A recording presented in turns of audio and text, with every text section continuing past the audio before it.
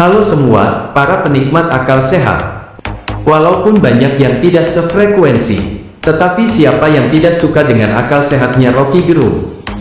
Paralon yang menyambung otak dan lidahnya, ibarat jalan tanpa hambatan, dengan tanpa mampet, sama sekali.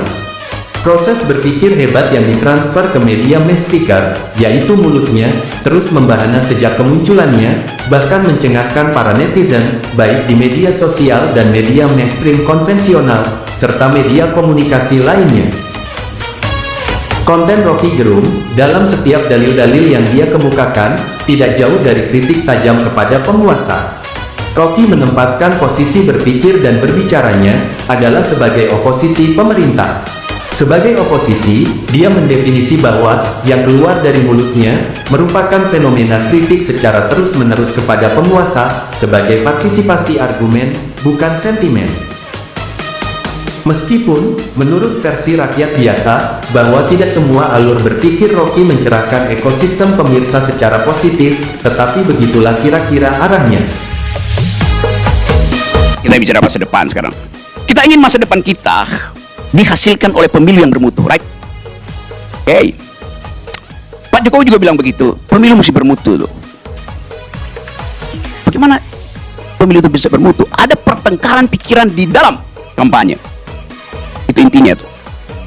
Seorang pemimpin, dia harus mampu untuk menghasilkan konsep yang visioner. Di mana konsep visioner itu dimungkinkan dihasilkan? Di universitas, dalam pertengkaran di kampus. Tetapi, kata Pak Jokowi, jangan bawa politik ke kampus. Dia nggak ngerti masa depan artinya. Masa depan itu ada gagasan, pikiran.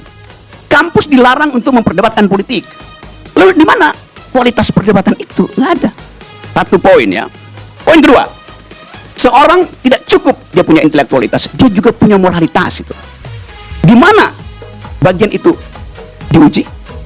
Di rumah ibadah. Tapi nggak boleh menguji presiden di rumah ibadah. Jadi Pak Jokowi mau bilang pemimpin ke depan itu nggak perlu intelektualitas, nggak perlu moralitas, cukup elektabilitas. Nah, itu urusannya Kodari.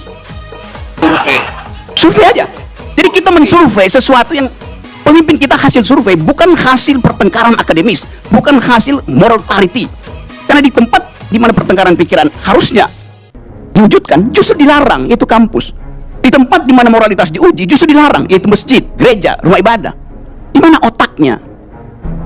Jadi dari awal kita tahu bahwa pemilu pasti nggak bermutu. Poin terakhir, 75 hari kampanye. Salah, 4,5 hari kampanyenya. 17 partai ingin membuktikan visinya itu masuk akal.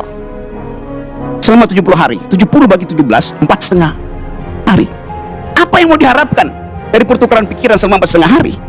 Yang diharapkan adalah amplop, rakyat nunggu amplop.